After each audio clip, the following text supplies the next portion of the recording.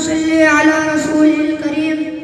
اما بعد ہم ہیں ہندی ہمیں اس بات سے انکار نہیں ہم ہیں ہندی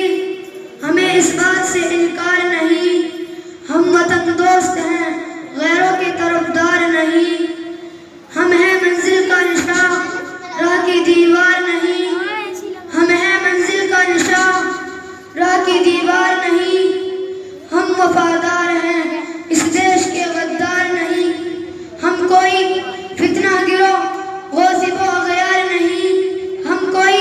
فتنہ گروہ غاصب و اغیار نہیں ہم سے پھر بھی یہ گلہ ہے کہ وفادار نہیں جناب صدر لائق صدر احترام معزز علماء اکرام و معمر اساتذہ اکرام و گلشن فیض القرآن کے نوش و گفتہ پھولوں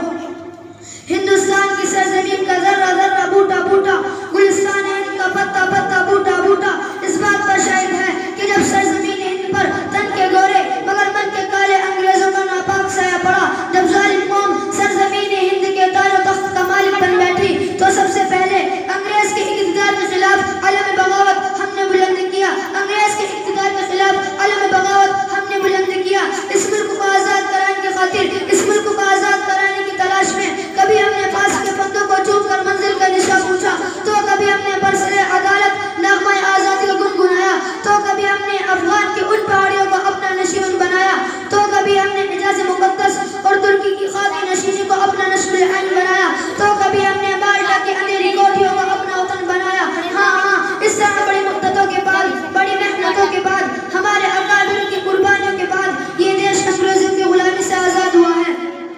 محترم حضرات ہم نے بہت سوچ سمجھ کر جمہوریت کے راستے اختیار کیا ہے اور 26 جنوری کے دن ہندوستان کا نظام مکمل تیار ہوا ہندوستان کے لیے ایک نظام تیار ہوا ہندوستان کا آئین تیار ہوا ہندوستان کا قانون تیار ہوا تاکہ مختلف ادیان و مذاہب و نظریات و عقائد کے حامل کروڑوں ہندوستانیوں کو آزادی کے دولت سے سرفراز کیا جا سکے لیکن یوں ملے ہم سے وطن کے لوگ آزادی کے بعد لیکن یوں ملے ہم سے وطن کے لوگ آزادی کے بعد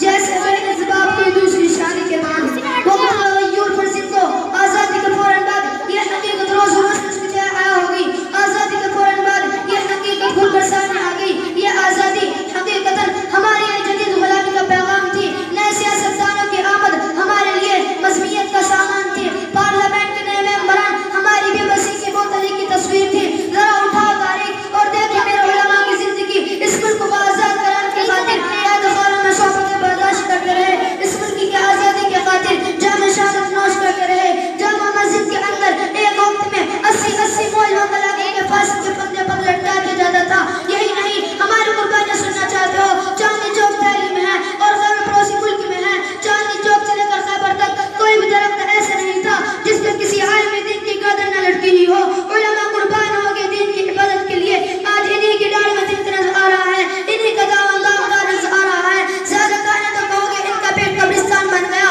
پیدل چلے تو کہو گے مکار ہیں بائک خریدے تو کہو گے دنیا دار ہیں کسی سے کوئی قرار نہیں ہے یاد رکھو اپنے پیشوا اپنے علماء کی قدر کو پہچانو انہیں حقیقی سمجھ کر قبول کرو یہی چراغ جلیں گے تو روشنی ہوگی یہ تمہاری ملت کی آن بان شان و شوکت ہے ان کی قربانی کو جاننا چاہتے ہو تو جاؤ ہندوستانی نہیں ان تمام انصاف پسند ممالک سے پوچھو اے تاریخ تجھے تیری صداقت کا واسطہ انقلاب دورہ تجھے انصاف کی قسم پتہ علماء دین کی اسلام کے اشعار میں کیا قربانی ہے تاریخ کہے گی کہ انہی پر جو اسلام کی بقا کا انحصار ہے یہی ہے تو اسلام باقی ہے یہ نہ رہے تو سورج اپنی روشنی بند کر دے گا آسمان اپنے لفت سے اتر کر بستی میں چلا جائے گا اور یہ پہاڑ روح کے گالوں کی طرح اڑے پھریں گے کوئی انہیں بچا نہیں سکتا اس آخر شہر کے بعد میں اپنی تقریر کو ختم کرنا چاہتا ہوں کہ پھر دہار ہند کو آباد کرنے کے لیے کہ پھر دہار ہند کو آباد کرنے کے لیے جھوم کر اٹھو وطن کو آزاد کرنے کے لیے وآخر دعوانا الحمدللہ رب العالمین